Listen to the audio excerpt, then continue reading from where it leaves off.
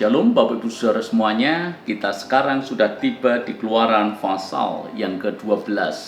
Keluaran pasal yang ke-12 ini adalah tentang tulah ke-10, yaitu anak sulung mati dan orang Israel keluar dari Mesir. Tuhan sudah memberitahukan apa yang terjadi ketika tulah yang ke-10 itu dinyatakan kepada orang-orang Mesir. Maka semua yang sulung akan mati. Anak Fir'aun akan mati, anak dari budak-budak akan mati, bahkan anak sulung dari hewan ternak akan mati. Itu kengerian yang luar biasa yang terjadi di Mesir. Maka ayat yang ke-31 dari Keluaran pasal yang ke-12, ketika Fir'aun melihat bahwa yang paling berharga dalam hidupnya akhirnya benar-benar mati, hilang dari genggamannya. Maka ayat yang ke-31, lalu pada malam itu dipanggilnyalah Musa dan Harun, katanya, bangunlah, keluarlah dari tengah-tengah bangsaku, baik kamu maupun orang Israel. Pergilah, beribadahlah kepada Tuhan seperti katamu itu. Bawalah juga kambing dombamu dan lembu sapimu seperti katamu itu. Tetapi pergilah dan pohonkanlah juga berkat bagiku.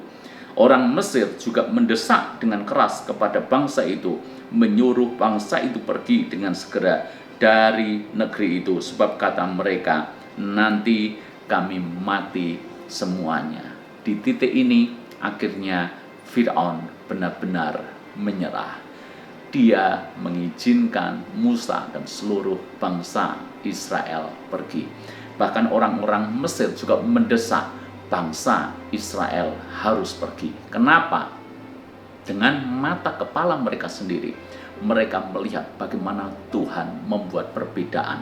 Tulah demi tulah terjadi di Mesir, tapi tanah Gosyen, yaitu tempat di mana bangsa Israel berdiam, itu selalu dijaga dan dilindungi oleh Tuhan. Termasuk juga soal kematian anak sulung ini. Sementara semua yang sulung, anak yang sulung mati di Mesir, maka tidak ada satupun kematian yang terjadi di Gosyen. Seluruh yang ada di bangsa Israel semuanya dijagai, dilindungi oleh Tuhan. Itulah yang membuat Fir'aun dan orang-orang Mesir mendesak Musa mengajak pergi saja seluruh bangsa Israel.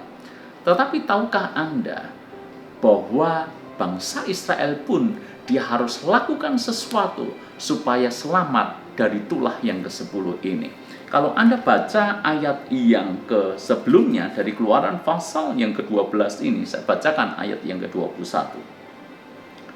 Lalu Musa memanggil semua tua Israel serta berkata kepada mereka, pergilah, ambillah kambing domba untuk kaummu dan sembelilah anak domba Paskah.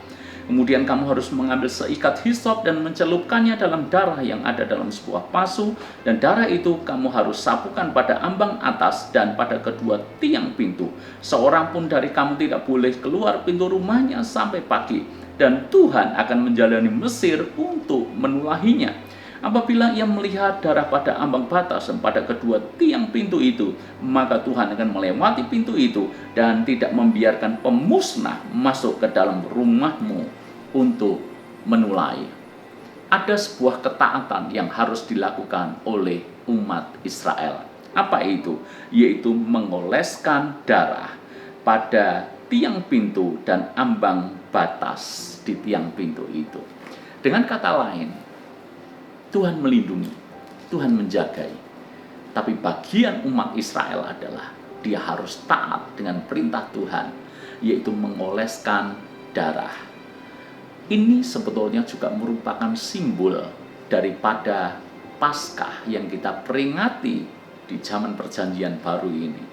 Anak domba Allah, yaitu Kristus sendiri, dialah yang mengcover, menjadi penudung dalam hidup kita, sehingga maut tidak bisa masuk dalam hidup kita. Maut akan lewat karena ada darah Kristus, darah anak domba yang menjadi korban pendamaian antara kita dan Allah.